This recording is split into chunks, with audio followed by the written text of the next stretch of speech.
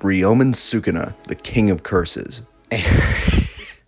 and the Paw Patrol, adventure-based fearless canine heroes. While both are from literally like the polar opposite pieces of media, like the furthest thing from even remotely similar that you could possibly get. Recently, I started to get fascinated on verses that were relatively unknown in the power scaling community, but still happen to be really strong regardless. I'm just a sucker for niche power scaling. I mean, what can I say? And what better way of displaying niche power scaling than putting this underrated group of goats against the absolute pinnacle of an extremely popular verse, that being Jujutsu Kaisen. So, without further ado, God, I can't believe I'm about to say this. Could the Paw Patrol unironically take down the king of curses, Ryomen Sukuna? First, let's talk about Sukuna, but before we do that, let's address what version we're using. For this discussion in particular, we'll be using a full power 20-finger Heian era Sukuna, which means no Meguna or the 10 Shadows technique or Maharaga. A very comfortable baseline for the King of Curses to be at would fall anywhere from around city block level to even large town level. This is due to him massively upscaling numerous characters that are pretty much fodder even in the world of Jujutsu Kaisen, like Mekamaru being able to blast apart a chunk of a forest, or one of the finger bearers being able to expel Megami's domain.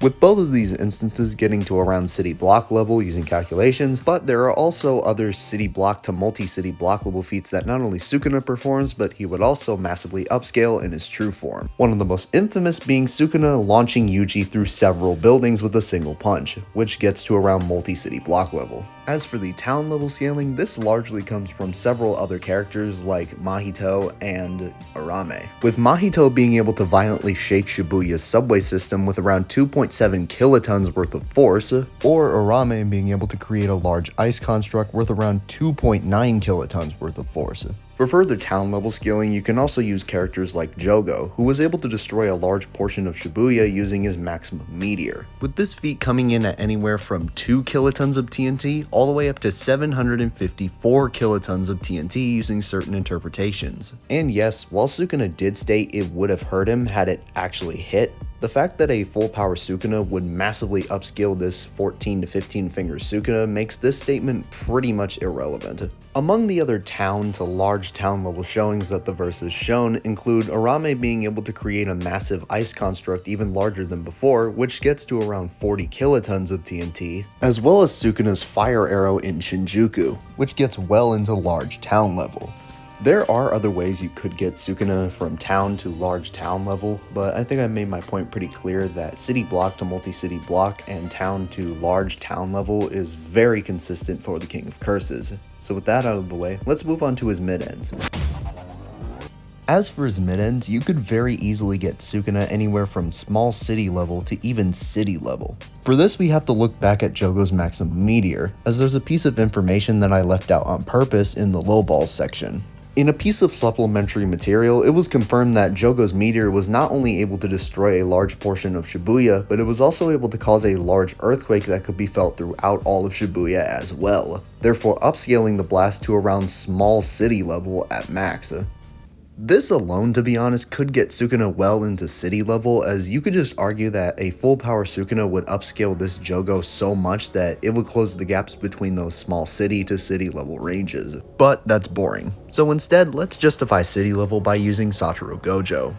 Gojo in the manga was capable of creating a massive earthquake after being released from the prison realm, with the prison realm at the time being located several thousand meters under the water in a subduction zone in the trench of Japan, with the energy required to do this being calculated at anywhere from town level to even city level. And since Gojo did this pretty much by accident by unveiling his cursed energy, this would mean that his physical blows would upscale this earthquake by a pretty significant amount at the very least, meaning that he would likely be multiple layers into city level. However, there are ways you could get this earthquake far higher than what I put it at normally, so keep those in mind once we get into the high ends.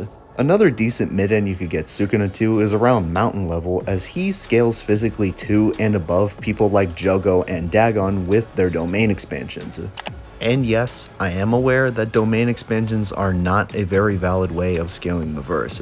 Domain scaling is pretty much never considered for scaling JJK outside of Gojo and Sukuna, and the main reasons for that is attack potency inside and outside of a domain are completely different. While yes, it is stated that cursed energy constructs a domain, meaning that it is in some way related to attack potency, it not only takes a massive amount of cursed energy to pull off, but it also is described by Gojo to give buffs to a sorcerer's overall ability when it's being used. In short, someone using a domain expansion is far stronger than what they would be at normally. So people like Dagon creating an island worth mountain levels of energy doesn't mean that Dagon's normal attacks are mountain level when outside his domain. However, like I said before, Sukuna is exempt from this rule. This is because Jogo has just outright stated that he would lose terribly in a domain clash against Sukuna, which is important because Jogo was stated by Nanami to be on a completely different level from the Dagon that they just faced, likely including his domain expansion. So if Sukuna is leagues above Jogo in strength, and Jogo is leagues above Dagon in strength who has a mountain level domain, this would mean that a true form Sukuna would be multiple layers into mountain level given this line of scaling, potentially even large mountain level being generous. Now this is where I think Sukuna's AP consistently caps off at, but let's go over the high ends anyway, even though I don't think they're the most consistent. To upscale Sukuna, we have to take a look back at Gojo's earthquake feat from the manga. As I already mentioned, Gojo was located in a subduction zone in the trench, but what I didn't mention is that a subduction zone is the placement of two tectonic plates as they're dipping back into the mantle of the earth. Gojo being able to shift two tectonic plates automatically upscales this feat from city level all the way up to island level. One could argue that this is actually consistent, as Kenjaku states in chapter 200 that Gojo would be able to power an entire nation, with it being determined that this would fall in the island level ranges as well. And honestly, yeah, that's where I think Sukuna's AP would cap, simply because of the fact that domain scaling kind of contradicts anything past island level, to be honest. There are ways that you could potentially get Sukuna to even country level by using stuff like Jacob's Ladder, but to be honest, domain scaling kind of contradicts that simply because of the fact that domains are repeatedly described to be the pinnacle of sorcery. And since Sukuna is, like, at best, maybe a couple dozen times stronger than a Dagon who could create a mountain level domain, that suddenly doesn't really make much sense to say that Sukuna could reach like country level based on just those mountain level feats, you know what I'm saying? It just wouldn't be enough to cover the gap between like large mountain to country level. But because I'm feeling generous, I will be granting Sukuna the country level scaling just for this one time. But it is still in the wank territory, so just keep that in mind. Now that we've finally scaled Sukuna's AP, let's cover his speed. And fortunately for us, because Sukuna is pretty much just confirmed to be the strongest in the verse, he has the privilege of upscaling pretty much every other speed feat in the entire series. This would include multiple, at bare minimum, supersonic to hypersonic speed feats like Yuji being able to react to Choso's piercing blood, which is just verbatim confirmed to move at and above the speed of sound. This is consistent with characters like Orame also being able to react to piercing blood with supersonic results, and Sukuna himself even has an instance in the manga where he's able to blitz piercing blood so hard he literally disappears from Choso's vision, which when calculated gets anywhere from Mach 23 all the way up to Mach 54. And yeah, that's honestly where I think Sukuna's speed consistently caps off at. I know it's kind of disappointing, but there's just one thing that's holding Sukuna and the rest of the JJK verse back from reaching any higher tiers of speed. That Mach 3 statement is something else, bro. The fact that one of the top tiers in the verse, that being Awakened Maki, couldn't even react to a Mach 3 attack pretty much just puts a handicap on the rest of the series as a result of that. Making it worse is the fact that the author of the series, Gege, even admits and pretty much just calls out how inconsistent the speed is in his own series. It's just really bad. But once again, since I'm feeling generous, I'll be including his high ends for speed. One of the ways that you could potentially upscale Sukuna's speed is by comparing him to Hakari, who was able to dodge lightning. And yes, I am aware that this feat has some context that might not make it as impressive as it seems, but we'll just ignore that for now. Using calculations, it's been determined that this feat would fall anywhere from Mach 2600 all the way to Mach 6800. Or in layman's terms, this is approaching 1% the speed of light. And since Sukuna massively upscales both Kashimo and Hakari in his true form, this would likely be enough to get him into the sub-relativistic ranges of speed. There are other feats in the anime, like Toji being able to dodge a Shinigami's lightning, which also gets to those sub-relativistic ranges, but as I've already explained before, those are pretty contradictory to the lore and take stuff pretty much entirely out of context. So, after all that, where does Sukuna scale? As for his attack potency, he's anywhere from multi-city block at a low ball to mountain level at a mid ball, and a high ball at island level to even country level using Wank. And as for his speed, he's anywhere from supersonic to hypersonic at a low ball, high hypersonic at a mid ball, and massively hypersonic to sub-relativistic at a high ball. With stats like these, it's no wonder that Sukuna was able to rule over the Heian era hundreds of years ago. But how will he fare in the modern day against Adventure Bay's mightiest heroes? Let's find out. Now, before we get into the pup scaling, we should probably clarify which version of them we're using since, well, there's several different versions of the team. For this discussion, we'll be using the Mighty Pups, or the version of the Paw Patrol that got superpowers. Yeah, you didn't know the Paw Patrol got superpowers? Catch up on Paw Patrol lore, nerd. The reason that I picked the Mighty Pups is, well, not only because it's more of a thematically fitting matchup since Sukuna would fit the villain archetype that the pups would be tasked to take down, but also, the Mighty Pups are the only real version of the Paw Patrol that have any notable feats to my knowledge. I mean, I don't think I need to tell you that the Paw Patrol normally aren't even remotely tickling Sukuna's ballsack. So for this, we'll only be using the main 7 members of the Mighty Pups: Chase, Sky, Marshall, Rubble, Liberty, Zuma, and Rocky. So we're not including the pups that have maybe one appearance in one episode and then just don't appear again. So we're not including Everest, the Mighty Twins, or the Junior Patrollers as, well, what are the Junior Patrollers gonna do, dog? Let's start with their attack potency, and as weird as this is gonna sound, the Paw Patrol can consistently get to the city block level ranges. Among these city block to multi-city block level feats that all the pups should scale to include Marshall being able to melt a massive ice wall, which gets to around 18 tons of TNT. This is consistent with other feats like Sky and Liberty being able to resist the pull of a literal black hole. And while them being so far away from the black hole doesn't mean they scale to multi-continental or planetary or whatever, them being able to resist that pull, even being that far away, still results in around 95 tons of TNT on their part, or around city block level. Now, before we continue any further, I would just like to clarify something about the pups scaling to each other. It is true that some of the pups are more specialized in certain aspects than others, like Chase having better travel speed or Sky and Rubble being stronger in terms of lifting strength. However, that does not mean that they aren't comparable in overall attack potency and reaction speed. All of the pups have not only shown comparable levels of strength, but also comparable levels of speed when facing stuff like Harold and his robot, the Copycat, Victoria Vance, and more. It also just makes sense numerically that they should be comparable to one another, as nowadays, and in the Mighty Pups movie, they all have 7 crystals that are divided amongst each of them via the meteor. It just doesn't really make much sense to say that one meteor fragment gives proportionally more power than the other, especially since the main theme of the series is literally working together. Now that I've spent the last minute overanalyzing the inverse of a show made for literal toddlers, let's get into their higher ends of power. Starting off with their mid-ends, you have characters like Sky being able to generate extremely violent thunderstorms on a whim. Now, the output of a thunderstorm and or lightning storm can vary heavily depending on the situation, but generally speaking, a thunderstorm and or lightning storm can reach anywhere from small city level to small city level plus. But considering how violent the lightning storm looks in this shot, I would reach more towards it being in the small city level plus ranges instead of just small city level. Believe it or not, there are actually higher levels of power displayed within this same episode. A few minutes prior to this, Chase was able to deflect a massive meteor using his sonic bark attack.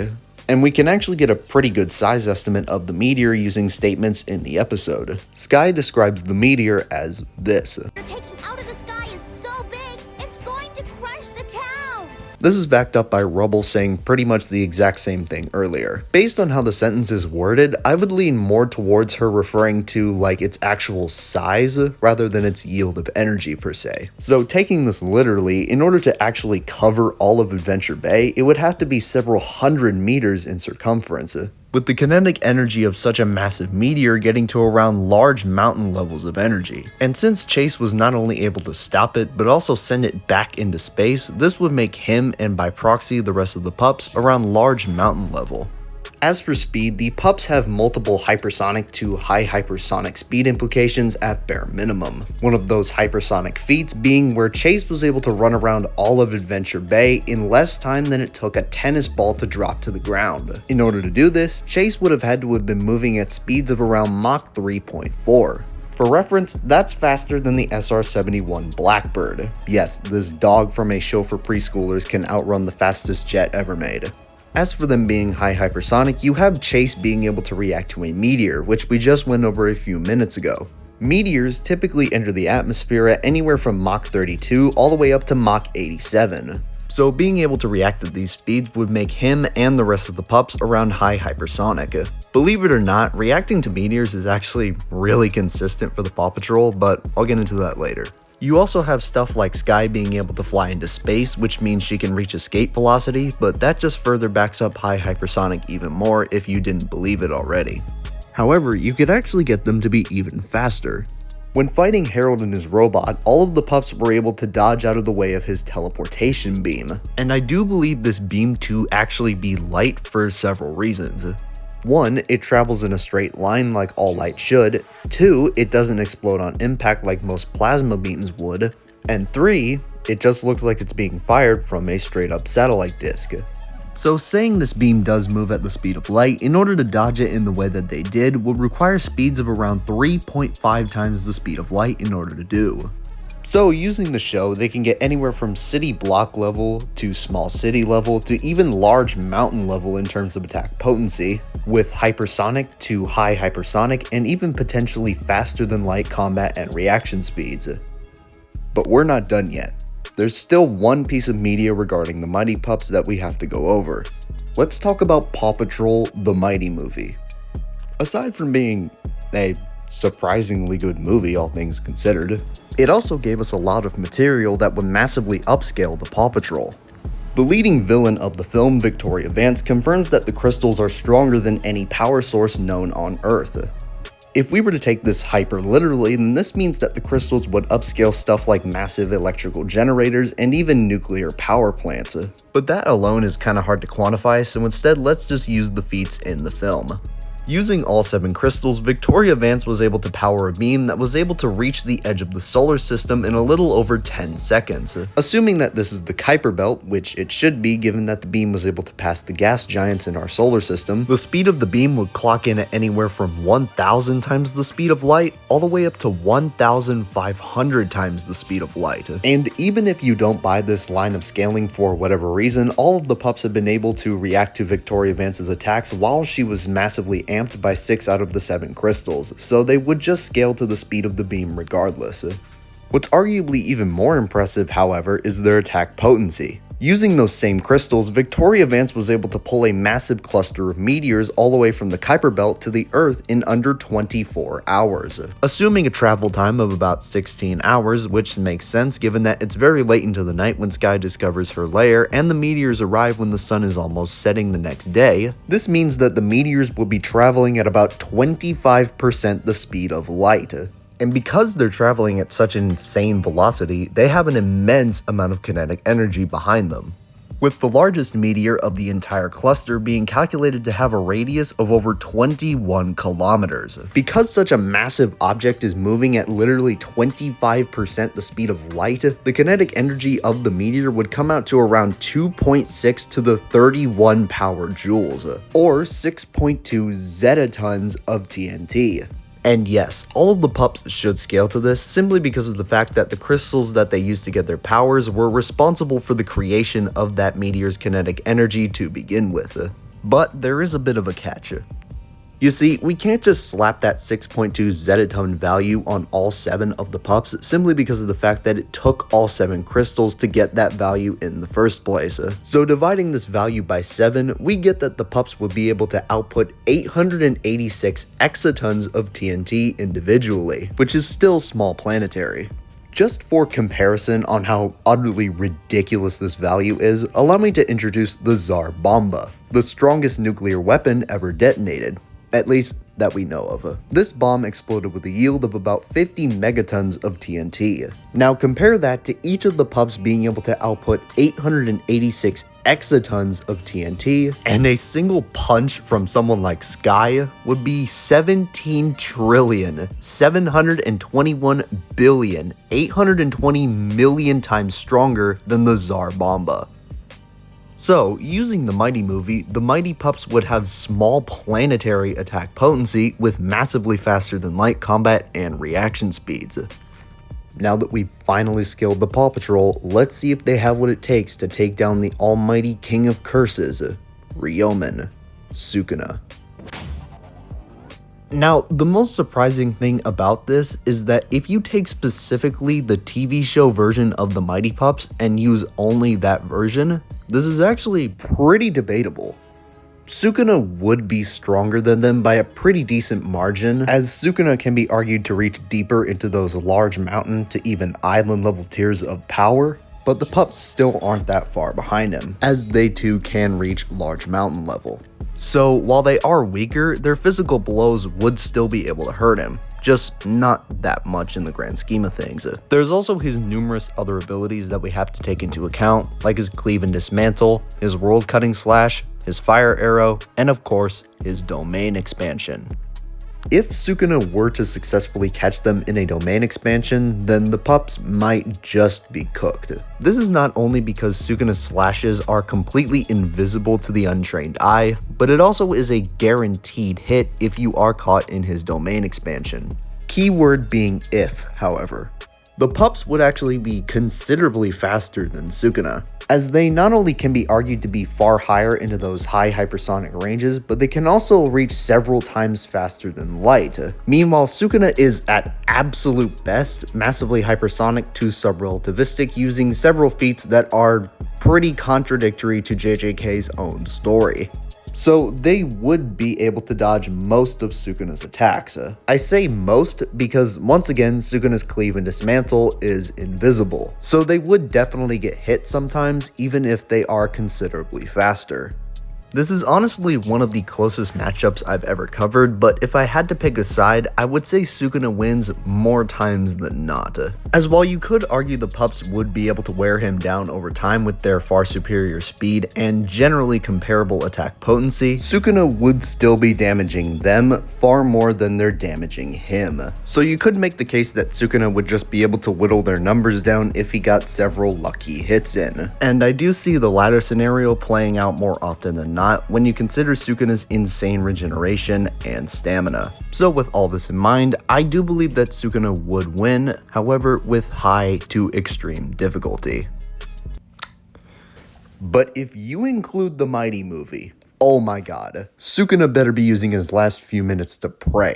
The pups in the Mighty movie are, no exaggeration, billions of times stronger and tens of thousands of times faster. Even if we were to grant Sukuna country levels of attack potency and faster than light scaling using Kashimo, it just would not matter. Not only would they be able to easily dodge literally all of Sukuna's attacks, but it does not even matter if his slashes are invisible because they literally would never hurt them. Even if Sukuna were to pop off a domain expansion, a stat and durability difference of billions of times over means that the pups could literally just stand there and act like nothing's happening.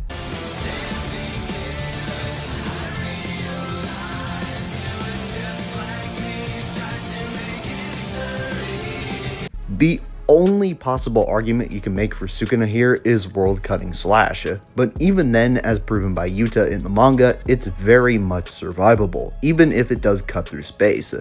So yeah, against the movie version of the Mighty Pups, Sukuna has basically no win cons. He's slower, he's weaker, and his hacks just wouldn't really work simply because of that massive stat gap. I hope y'all were able to get a kick out of the realization that a group of puppies from a show for preschoolers would be able to beat the absolute brakes off of someone as malevolent and violent as Sukuna, because I know I sure did. The Mighty Pups win.